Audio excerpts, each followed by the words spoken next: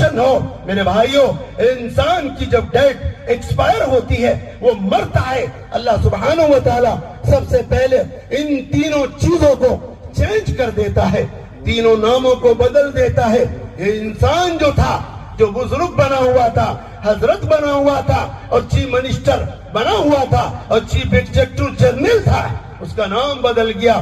کیا ہو گیا؟ مردہ۔ کون ہے؟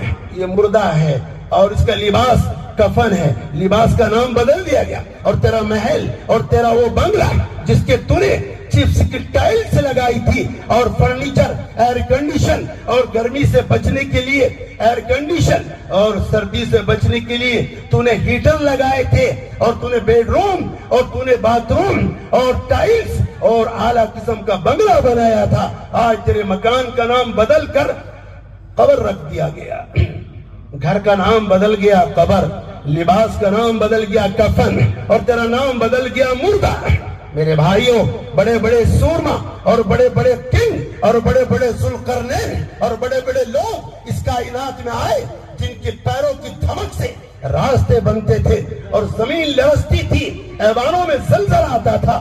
آج وہ قبرستان میں خاموش لیٹے ہوئے ہیں، کوئی ان کا پرسان حال نہیں۔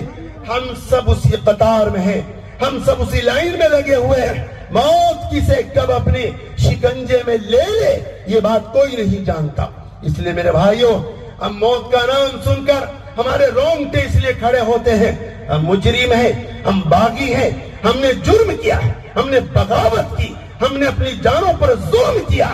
ہمارے کانوں پر آوازیں گونجتی رہی، حی علی الصلاۃ، حی علی الفلاح، ہم نے نہیں سنی۔ ہمیں بتایا گیا الصلاۃ خیر من النوم، نیند سے بہتر نماز ہے، ہم نے کہا نہیں، ہم سوتے رہے، رات کو ہم جاگتے رہے اور دن میں سوتے رہے، اپنی مرضی سے اٹھے، اپنی مرضی سے سو گئے، عبادت کی تو اپنی مرضی سے کی، ہم نے جو بھی کام کیا اپنی مرضی سے کیا۔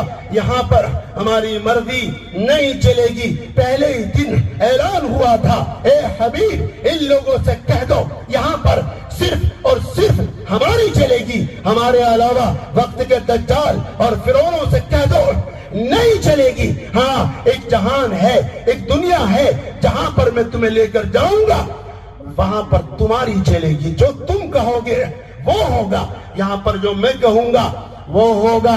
بتاؤ اے ملوک چند کے غیور نوجوانوں، ہم اس دنیا میں آئے اپنی مرضی سے آئے یا کسی اور کی مرضی سے آئے؟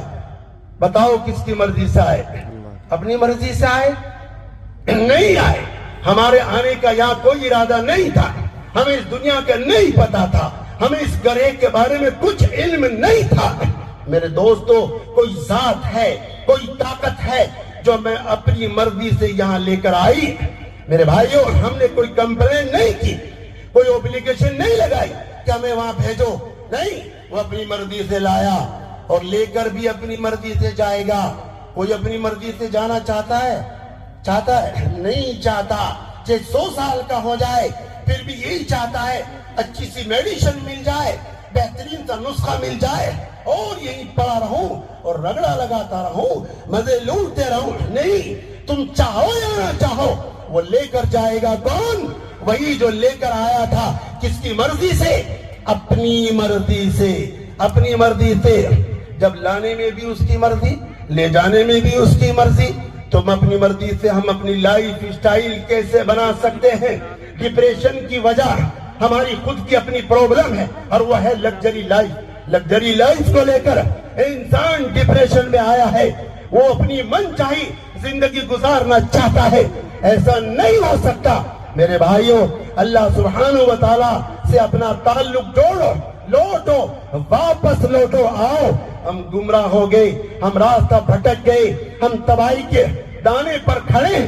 میرے بھائیوں، اگر کوئی مجرم ہے، گنہگار ہے، ہم نے نمازیں چھوڑی، ہم نے شراب پی، ہم نے جوا، سٹا اور خباثت اور غلاظت اور گندگی ہمارے ذہنوں میں، دماغوں میں بھری ہوئی ہے، ہماری عبادتیں، ہماری تقدیر نہیں بدل سکتی۔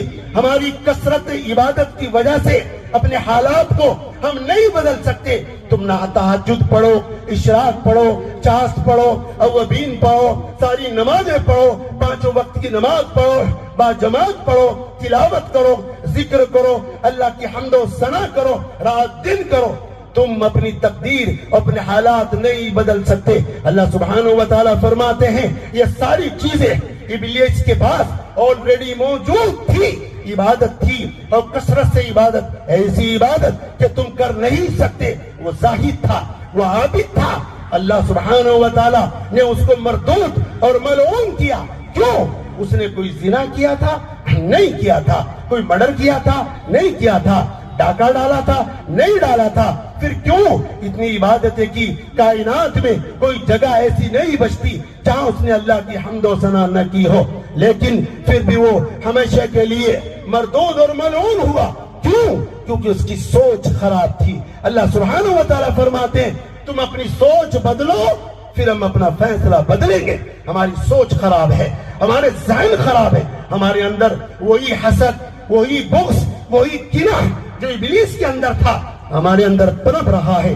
ہم اپنے بھائیوں کو دیکھ کر خوشحالی میں ہم اندر سے ہمیں دکھ ہوتا ہے، ہم ہنستا ہوا اسے نہیں دیکھ سکتے۔ اچھا کھانا، اچھا پینا، اس کا لباس اور اس کی یونیفارم، اچھی گاڑی، اس کا بنگلہ دیکھ کر ہمیں اندر سے تکلیف ہوتی ہے۔ وہی بیماری جو ابلیس کے اندر پنپ رہی تھی، جس نے اس کو مردود اور ملعون کیا، وہی بیماری ہمارے اندر پنپ رہی ہے۔ تو بتاؤ ہماری زندگی کیسے پرسکون ہو سکتی ہے؟ نہیں ہو سکتی۔ میرے بھائیوں، اللہ سبحانہ و تعالیٰ کا اور بندے کا جو کنیکشن ہے، جس بندے نے اس کو سمجھ لیا اس نے پورا دین کو سمجھ لیا۔